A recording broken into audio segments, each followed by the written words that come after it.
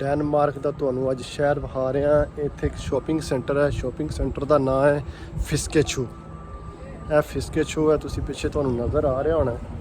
ਦੇਖੋ ਕਿਤਨਾ ਖੂਬਸੂਰਤ ਹੈ। ਤੇ ਇਸ ਤੋਂ ਬਾਅਦ ਤੁਹਾਨੂੰ ਦਿਖਾਵਾਂਗਾ ਮੈਂ ਬਿਲਡਿੰਗਾਂ।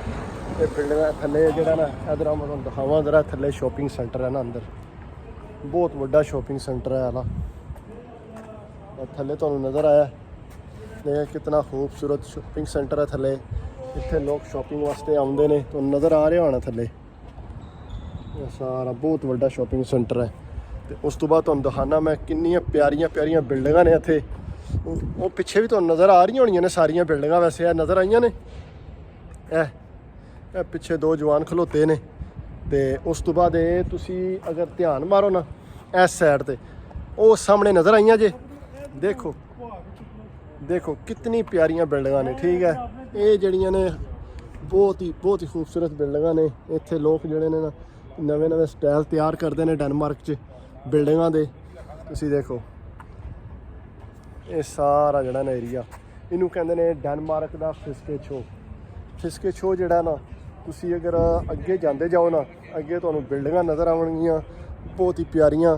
ਤੇ ਇਹ ਜਿਹੜਾ ਏਰੀਆ ਬਹੁਤ ਮਸਰੂਫ ਏਰੀਆ ਹੈ ਨਾ। ਇੱਥੇ ਲੋਕ ਬਹੁਤ ਮਸਰੂਫ ਨੇ, ਬਿਜ਼ੀ ਨੇ। ਜ਼ਿਆਦਾ ਸ਼ਾਪਿੰਗ ਸੈਂਟਰ ਨੇ ਇੱਥੇ। ਤੇ ਸ਼ਾਪਿੰਗ ਸੈਂਟਰਾਂ 'ਚ ਲੋਕ ਅਕਸਰ ਸ਼ਾਪਿੰਗ ਕਰਨ ਆਉਂਦੇ ਨੇ। ਦੂਸਰਾ ਜਿਹੜਾ ਇੱਥੇ ਵੈਸੇ ਘੁੰਮਣ ਫਿਰਨ ਜ਼ਿਆਦਾ ਆਉਂਦੇ ਨੇ। ਅਸੀਂ ਵੈਸੇ ਘੁੰਮਣ ਫਿਰਨ ਆਏ ਹਾਂ, ਅਸੀਂ ਸ਼ਾਪਿੰਗ ਵਗੈਰਾ ਤਾਂ ਨਹੀਂ ਕਰਨ ਆਏ। ਲੇਕਿਨ ਮੈਂ ਹੁਣ ਅੱਗੇ ਜਾ ਰਿਹਾ, ਮੈਂ ਕਿਹਾ ਅੱਗੇ ਜਾ ਕੇ ਦੇਖਾਂ ਸ਼ਾਇਦ ਤੁਹਾਨੂੰ ਕੋਈ ਸ਼ਹਿਰ ਨਜ਼ਰ ਆਵੇ। ਲੇਕਿਨ ਅੱਗੂ ਜਿਹੜਾ ਨਾ ਉਹ ਜੰਗਲਾਂ ਲਾਏ ਨੇ।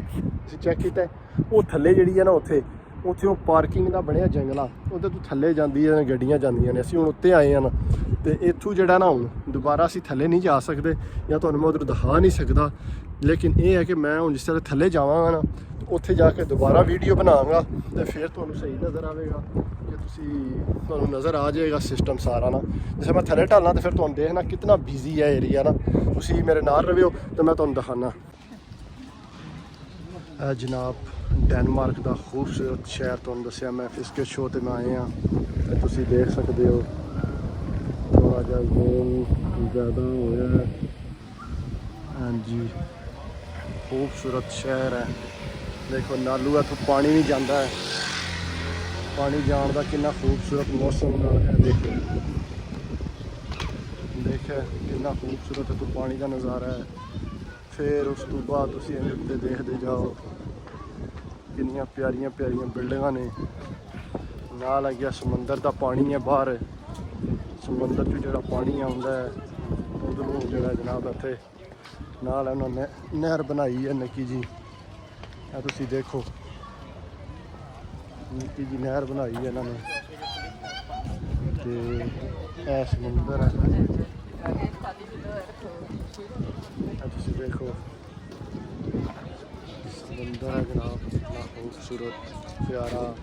ਪਰ ਬੱਚੇ ਖੇਡ ਰਹੇ ਨੇ, ਤੁਹਾਨੂੰ ਨਜ਼ਰ ਆ ਰਹੇ ਹੋਣੇ। ਤੇ ਇਸ ਤਰ੍ਹਾਂ ਜਨਾਬ ਅੱਗੇ ਜਾਵਾਂਗੇ ਤੁਹਾਨੂੰ ਦਿਖਾਵਾਂਗੇ। ਦੇਖਿਆ ਬਿਲਡਿੰਗ ਕਿੰਨੀ ਖੂਬਸੂਰਤ ਬਿਲਡਿੰਗ ਹੈ। ਉਹ ਸੀੜੀਆਂ ਉੱਤੇ ਤੱਕ ਜਾਂਦੀਆਂ ਨੇ। ਤੁਹਾਨੂੰ ਮੈਂ ਦੇਖੋ ਜ਼ਰਾ, ਖੂਬਸੂਰਤ ਏਰੀਆ, ਬਿਊਟੀਫੁਲ ਪਲੇਸ ਤੁਹਾਨੂੰ ਪੂਰਾ ਦਿਖਾਉਂਦੇ ਹਾਂ। ਉਹ ਕੋਪਨਹੈਗਨ ਦੀਆਂ ਖੂਬਸੂਰਤ ਬਿਲਡਿੰਗਾਂ ਨੇ। ਦੇਖਿਆ ਇੱਧਰੋਂ ਕਿਤਨਾ ਖੂਬਸੂਰਤ ਹੈ।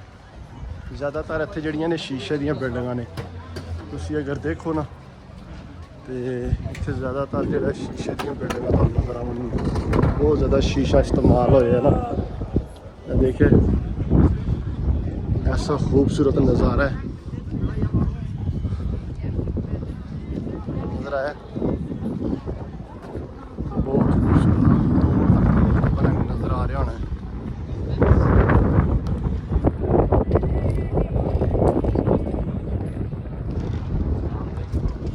हाँ जी, पूरा ब्यूटीफुल एरिया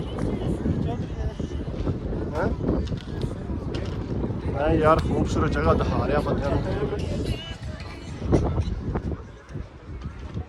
दिल तो ही बता।